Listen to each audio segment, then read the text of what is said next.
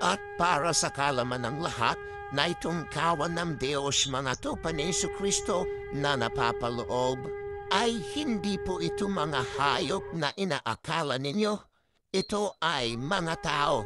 Ezekiel 34:31. At kayong mga tupa ko na mga tupa sa aking pastulan ay mga tao at ako'y inyong Diyos, sabi ng Panginoong Diyos. Kaya po, huwag po kayong magagalit, ano po? Hanggang wala kayo sa loob o hindi kayo kaanib sa kawan ng Diyos at kayo'y kaanib pa sa iba't ibang sekta o relihiyon, ay hindi ka po matatawag na mga tupa ni Jesus. Bagus kung ano ang pangalan ng relihiyon mo, ay iyon ang pagkakakilanlan at ang tawag sa iyo.